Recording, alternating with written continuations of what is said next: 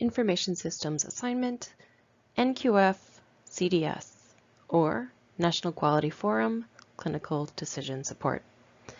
Many same or similar questions are being sent to me via email, so this is a short video attempting to clarify Section 2 of your Information Systems Assignment. You all have experience with information systems in healthcare. You've all had your hands on a patient's electronic health record or EHR and have entered and obtained patient data using the EHR. Whether you realize it or not, you have all probably used some form of clinical decision support rule in the course of and in documenting care of a patient. If you've ever seen an automated critical lab report that requires you to take some action, that is a clinical decision support rule. If you ever had a pop-up alert remind you to gather required information, that is a clinical decision support rule. Remember, clinical decision support is used to provide the right information to the right person using the right CDS intervention format at the right time or point in the workflow and in the right location. There are multiple taxonomies that have been developed to classify clinical decision support.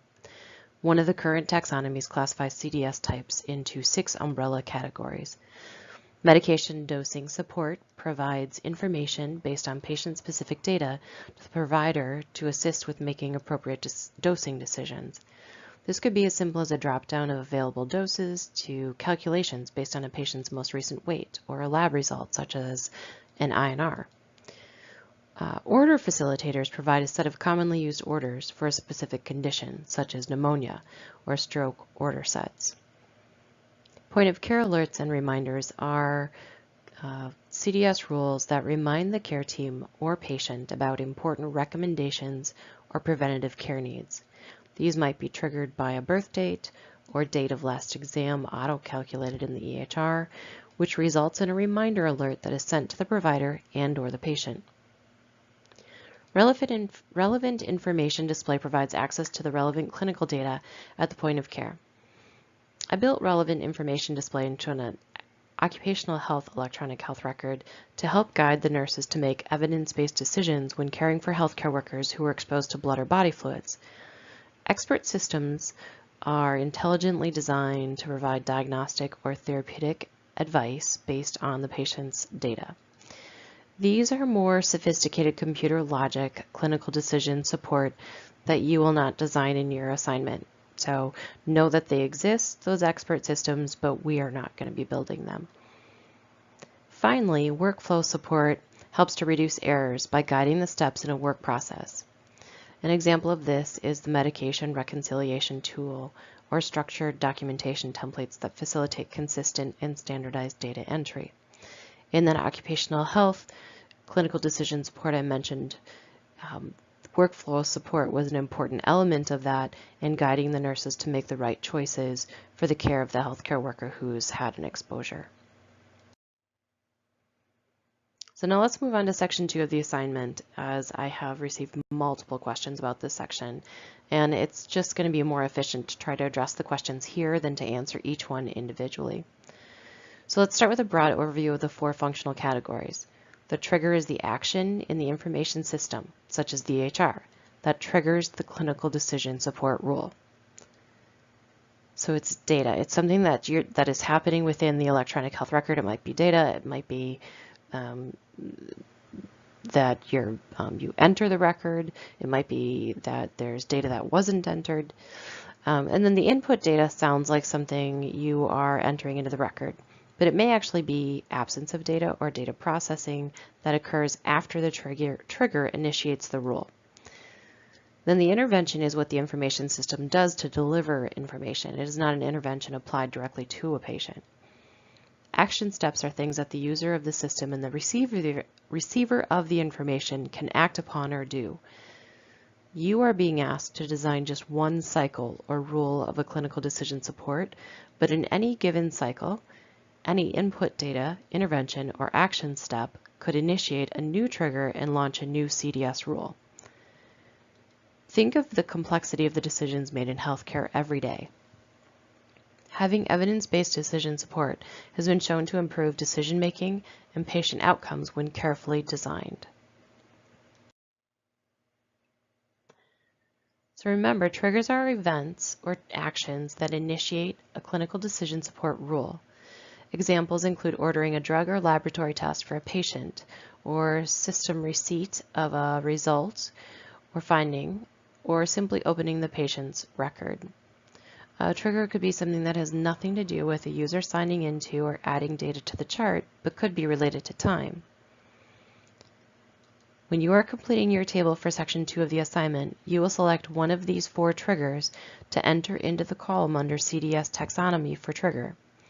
In the Follow-on User Action column, you will provide the trigger that will cause your CDS to initiate. Remember, you are designing a clinical decision support rule that will help the clinical setting achieve the meaningful use objective you selected for this assignment. This is an important part of the assignment as it is a quality measure. You may use a specific clinical example, such as blood pressure data, cancer screening lab results, etc., to build your rule. Input data has been one of the most confusing elements of the taxonomy for multiple students. Input data are the additional data from the patient record or other source used in the background of the EHR to modify or constrain the CDS rule. Examples include medications a patient is taking, problem lists, allergies, or lab values. The input data category uses the QDS model to define data elements for clinical decision support rules. There are 16 QDS standard categories, and each category has associated data types.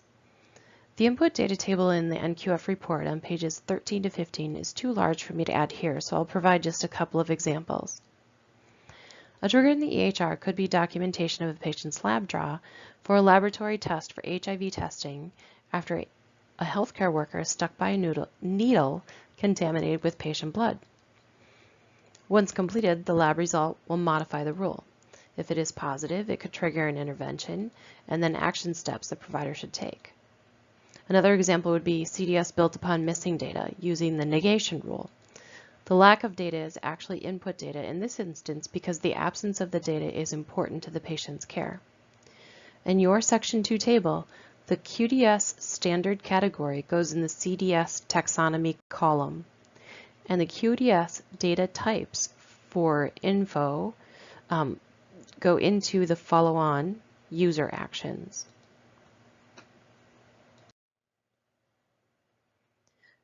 Interventions describe the possible actions taken by decision support to provide information when certain conditions or outcomes in a rule are met. Examples include sending a message to a clinician, so notify, showing a guideline, that's display, or logging that an event, including an alert, took place, that's the log. If the patient's HIV status came back as positive, a helpful clinical decision support intervention would be to notify the provider of the result via a message and showing the provider, so let's display, guidelines for how to prophylactically treat the healthcare worker that was exposed to the patient's blood. So see page 16 for intervention examples. The final step in designing your single clinical decision support rule is the action steps, which are responses to a clinical decision support intervention. For example, a rule that is triggered because a clinician entered an order for a drug to which the patient is allergic might allow the clinician various acceptable options, such as canceling the new order, choosing a safer alternative drug, or overriding the alert and keeping the order as written, but providing an explanation. There are 5 action step categories with multiple examples provided for each in the NQF article.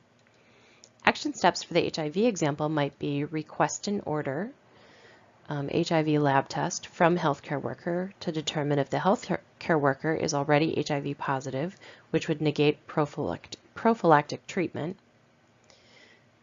So in your table, the action step intervention would go in the CDS taxonomy column, and the action steps specific to your rule would go in the follow-on action steps column. I want to leave you with one of the examples that are included in the NQF document. As you can see, these are the same columns that have been incorporated into your assignment. The clinical decision support you designed does not have to be super complex. It can be as simple as this one here. The nurse initiates the discharge process in the EHR, which triggers the CDS. That trigger causes the rules to fire, which uses the input data, condition, diagnosis, problem, to match the patient with discharge recommendations. Next, the interventions notify the nurse of choices for the patient's discharge plan and recommended education, and shows guidelines in the form of icons that provide one-click access to patient education. The final action step is the nurse documents completion of education. I hope that if you've been struggling with this part of the assignment, that this helps guide you or clarifies how to complete this section. Don't forget to describe how the clinical decision support design aids in achieving the meaningful use objective. Don't just describe the clinical decision support, really explain how it will help to achieve the objective. That helps me to see that you have made the connection. As always, let me know if you have questions.